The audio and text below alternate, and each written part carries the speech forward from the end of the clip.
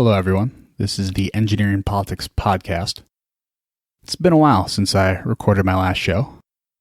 It's because of a few different reasons. My family and I had some family things to attend to, and we made a big move to another state. But one of the biggest reasons I haven't recorded is because I want to generate more written content to continue providing podcast topics. I want to make sure we keep providing new and useful information and not waste your valuable time. I'm also trying to get better at talking to myself. It's really hard for me to do that, but I promise you I will push through it the best I can. Today I'm going to talk about tolerance. I'm going to base my talk on an article I wrote and posted on my website, engineeringpolitics.com. The article I wrote goes under the same name as this episode, The False Virtue of Tolerance.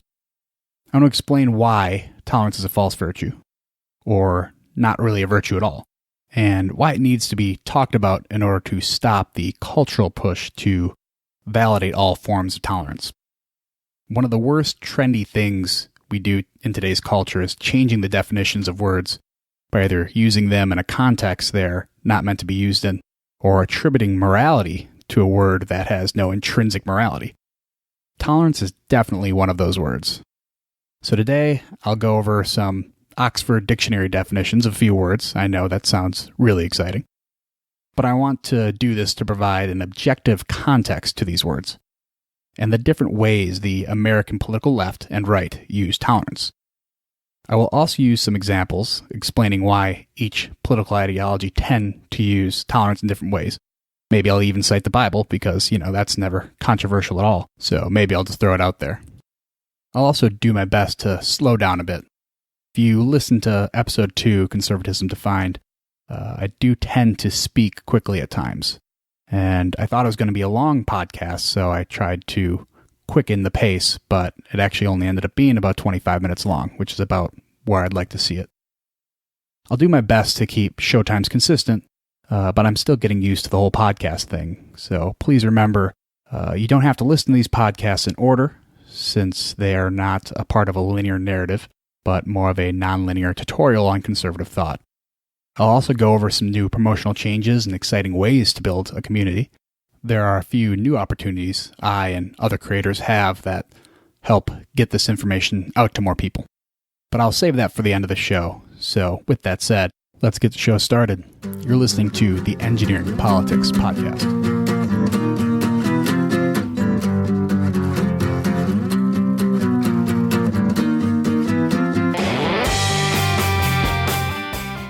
The left calls it progressive tolerance.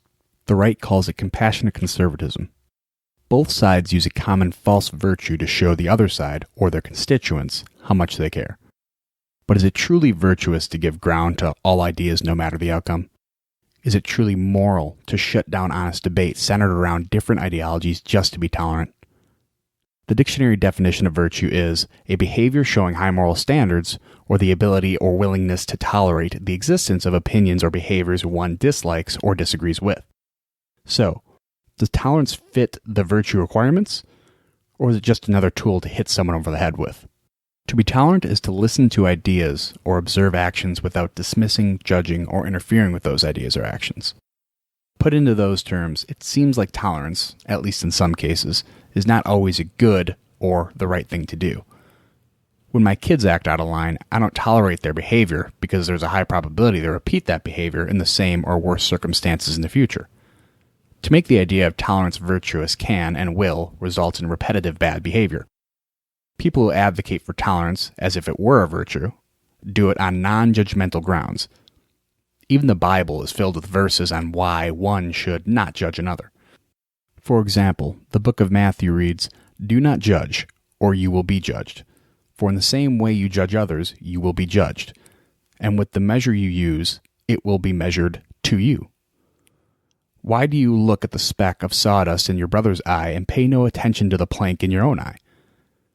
How can you say to your brother, "Let me take the speck out of your eye," when all the time there is a plank in your own eye? You hypocrite, first take the plank out of your own eye, and then you will see clearly to remove the speck from your brother's eye. This verse, and many other verses that speak of judgment in the Bible, speak to not judging someone without first evaluating yourself.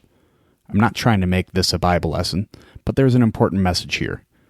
If you judge someone for a sin that you fall short of yourself, then you need to recognize that you will be judged as harshly as you've judged others. Now, to complete the concept of judgment is often referenced in the Bible, because it's the mirror image of tolerance, we all know that guy with a tattoo or Facebook friend with the motto of, "Only God can judge me." While of course this is true for your final judgment, if you're a believer, this doesn't mean we as people are not allowed to judge one another. As I'll continue to explain, judgment should be made with the understanding you are open to the same judgment yourself. And judgment should be made based on ideas, not judging the person's worth as a human being. Popular clinical psychologist Jordan Peterson alluded to this judgment concept found in the Bible in his best-selling book, 12 Rules for Life and Antidote to Chaos. The sixth rule is, set your house in perfect order before you criticize the world. This rule is often dismissed by his critics as the remember to clean your room because every parent tells their child rule, so why pay for an overpriced book to tell you to do so? This rule goes much deeper than cleaning your house. Doing something like setting your life in order helps build an intuitive impulse to detect things that are out of order in your life. It's similar to practicing a jump shot in basketball, to build muscle memory so you don't have to think as much about the mechanics when you're trying to score a jumper. The point is not to dismiss the impulse of criticism, but to use it as a mechanism for moral change. Making tolerance a virtue works directly against that impulse. Moral psychologist Jonathan Haidt also explains this intuitive sense in his book, The Righteous Mind. Haidt explains the difference between reason and intuition using the elephant and the rider analogy. If you imagine a man riding on the back of an elephant, and that man is in charge of giving that elephant direction, that is your reason, the rider, directing your intuition, the elephant. Reason is important because it directs your intuitive senses in a specific direction. But what happens when that elephant sees a predator? Ultimately, the elephant is going to do whatever he wants, and the man's just along for the ride. This sounds like the elephant, or intuition, is acting reckless. But what if the rider doesn't see the predator until it's too late? Intuition is important, even more important than reason in some cases according to Haidt, and is often used as a moral indicator passed down biologically or through repetitive experience. This is not to say intuition always leads to moral behavior, take tribalism as an example, but is a better truth-finding tool than reason. A little-known secret is reason is not a good truth-finding tool, but it is a great justification tool. I say all of this to conclude that tolerance is often pushed by reasoning to justify a narrative people want to believe rather than knowing intuitively if something is moral or immoral. I think it is very clear that tolerance has no inherent morality. It is often used as a reasoning tool that can be used to forward a narrative. That narrative can be used to create change that will, in the end, create a kinder and better society. Or it will allow bad ideas to flourish when they should fall under the weight of their own immorality. Even though I explained in the beginning of the show that this false virtue is used on both sides of the political divide, it is inherently more common on the left than the right. Do I have a political bias? Maybe. But this observation is supported by facts. Jonathan Haidt goes on to explain in his book, The Righteous Mind, that you can predict with reasonable accuracy if someone is going to grow up and be on the political left or right.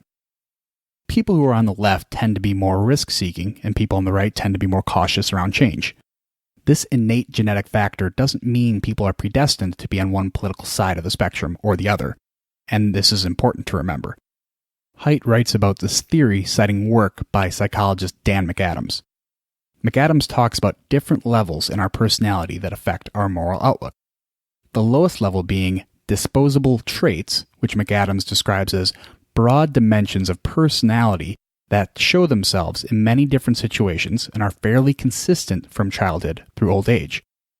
This describes the innate genetic component that is further shaped by the higher levels of personality. The second level is characteristic adaptations, or traits that emerge as we grow. This is pretty self-explanatory.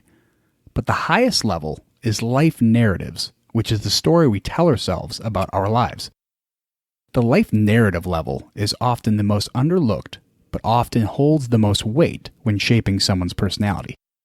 This is something I would love to elaborate on a future podcast. These factors are what creates an ideological and behavioral divide between the left and the right. And these factors explain why we don't view tolerance the same way. The more open you are to life experience, the more likely you are to tolerate behaviors regardless of morality. After reviewing all the evidence I presented during this show, it is easy to conclude that tolerance can't be considered a virtue because it has no inherent morality. Maybe under certain circumstances it can be a virtue, but it can also be a vice, which is why we shouldn't make tolerance an absolute virtue. We, as a society, must understand in what circumstances tolerance plays a moral role. It is just as wrong to use tolerance inappropriately as it is to never tolerate anything at all. If you use tolerance to shut down ideas you don't want to tolerate, that's hypocrisy. As La Rochefoucauld famously said, hypocrisy is the tribute vice pays to virtue. Vice, being the mere opposite of virtue, is an immoral behavior and harmful to society. If you claim to live up to a moral standard of tolerance, which really isn't a moral standard at all, you'll always fall short of meeting that standard. That is when a virtue becomes a vice. It is like a snake eating its own tail. In order to have absolute tolerance, you must tolerate those who do not tolerate others, and tolerate ideas that aren't tolerant of other ideas. It is clear. The only idea we must tolerate is the open debate and conversation so the best ideas come out into the light. This concludes this podcast about the false virtue of tolerance. And as I said in the introduction, I'm going to let you in on a few new exciting opportunities. One of these opportunities comes in the form of expanding the reach of engineering politics onto different social media platforms. One of these platforms is ThinkSpot. ThinkSpot is a new platform surrounded around healthy discourse, diversity of thought, and challenging ideological assumptions, which makes sense considering one of the creators of ThinkSpot is Jordan Peterson.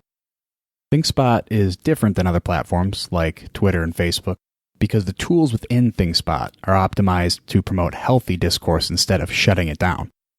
An example of this is something like the traditional like button that has been replaced with several quick options to share constructive praise or criticisms. ThinkSpot, as of today, is currently in a closed beta testing process. You can sign up to join the closed beta, but I will make sure to let you know when the full version is released. Another social media platform featuring engineering politics is the Reuben Report community. The Reuben Report, created and hosted by Dave Reuben, is a subscription-based community. This separates this platform from the others because trolls and bots are not willing to pay a subscription fee, no matter how small, to troll a community. Although this platform is filled with content created by the Reuben Report, there is another element to what Dave is trying to create. This element is called Locals. Locals is a subscription-based community solution that gives power to the creators, not the platforms. This means any content creator, and by creators I mean podcasts, articles, books, art, clothing, non-binary, action figures, you get what I mean. But any creator can start a Locals community and produce content for their audience.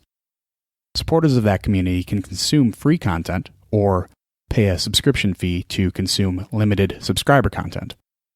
Now, this isn't a new idea, paying someone to get their special content, but no other platform builds this type of relationship between a creator and his or her supporters.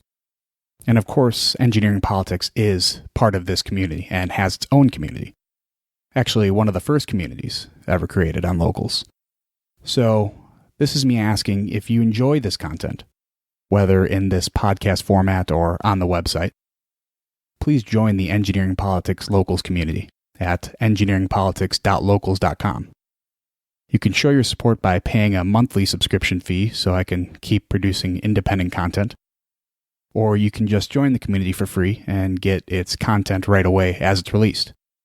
The only way we can build a culture of independent thought, honest debate, and free speech is by building communities like these. So let's build a community together. For more on Locals community, read my new article titled Building a Community on my website on the written content page. Well, you made it to the end. Until next time, this is the Engineering Politics Podcast.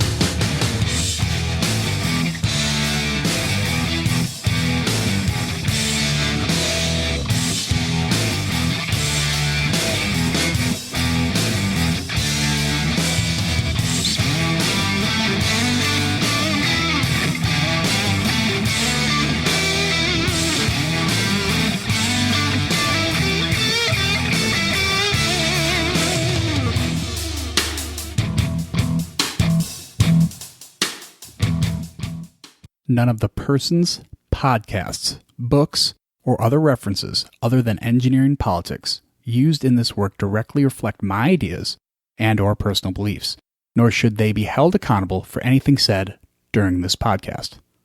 Thank you for listening.